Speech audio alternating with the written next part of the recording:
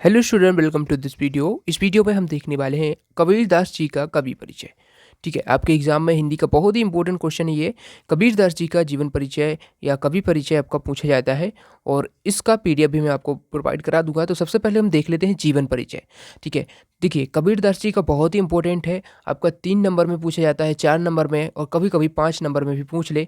तो आपको किस प्रकार से लिखना है पूरा मैं आपको बताऊंगा और इसी प्रकार से आप लिखेंगे बहुत ही अच्छे मार्क्स मतलब पूरे में पूरे आपको मिलने वाले हैं। तो देखिए यहाँ पर आप देख सकते हैं जीवन परिचय। सबसे यदि जीवन परिचय पूछे, ठीक है, सबसे पहले तो जीवन परिचय किस प्रकार से लिखना है, उनके बारे में लिखना है थोड़ा।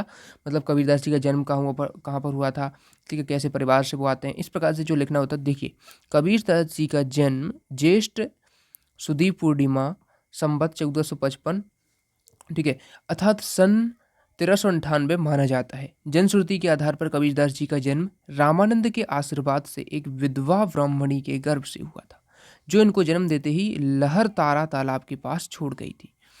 यह बालक नीरू और नीमा नामक जुलाहा दंपति को पड़ा मिला और इन्होंने इनका पालन पोषण किया था। ठीक है, तो देखिए हिंदी के जो कवि परिचय हैं, हिंदी की जो व्याकरण है पूरी आपको चैनल की प्लेलिस्ट पे मिल जाएगी। ठीक है, सभी वीडियोस आप जाके देख सकते हैं, लिंक डिस्क्रिप्शन में साथ ही आई बटन पर मिल जाएगा। ठीक है, तो वहाँ से आप देख सकते हैं या प्लेलिस्ट आप विजिट कर सकते हैं डायरेक्टली चैनल पे जाके। ठीक है, अब आगे देखिए, कहा जाता है कि काशी में मरने से स्वर्ग और मगहर में मरने से नरक मिलता है। अंधविश्वासों के विरोधी थे कबीरदास जी और मृत्यु के समय इसलिए मगहर चले गए थे।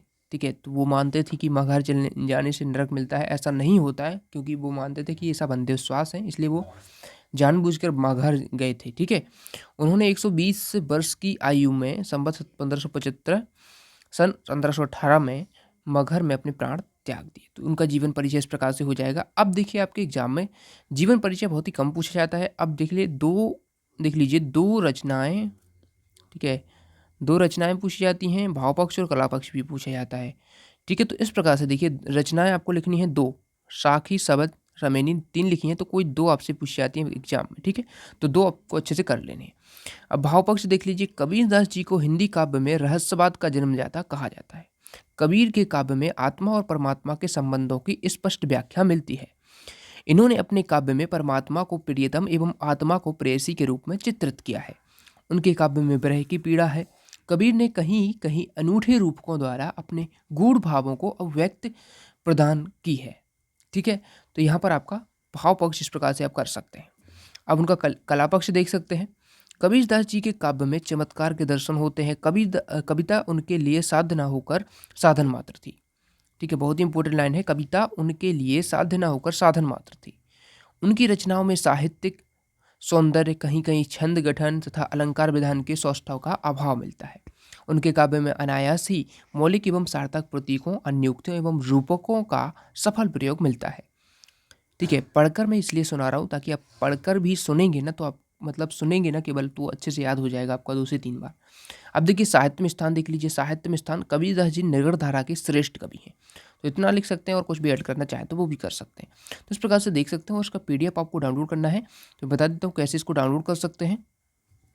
सबसे पहले आपको अपने मोबाइल में गूगल को ओपन कर लेना है। उसके बाद आपको क्या करना है, जानकारी टीच सर्च करना है। ठीक है, तो जैसे ही जानकारी टीच आप सर्च करेंगे, ठीक है, जानकारी टीच आपको सर्च करना है, उसके बाद आप सर्च कर देंगे। ठीक है, तो इस प्रकार से आप देखेंगे जानकारी टीच, यहाँ पर वेबसाइट आ जाएगी सबसे पहले ही, और इस वेबसाइट पर आपको चले जाना है। ठीक है, डायरेक्ट लिंक भी मैं प्रोवाइड करा दूंगा, तो वैसे भी आप जा सकते हैं, लेकिन मैं जो प्रोसेस है वो पूरा बताने वाला हूँ, तो इसलिए पूरा आप देखिएगा। ठीक है, अब देखिए जैसे मैं इस पर कनेक्ट करता हूँ तो इस प्रकार से वेबसाइट अपनी आ जाती है, और वेबसाइट को इस प्रकार से आप देखिएगा, यहाँ पर वेबसाइट आ जाती है, और इसमें देखिए सबसे पहले ही आपको यहाँ पर कबीरदास जी का जीवन परिचय, ये आप देख सकते हैं, ये पोस्ट आपको मिल जाएगी।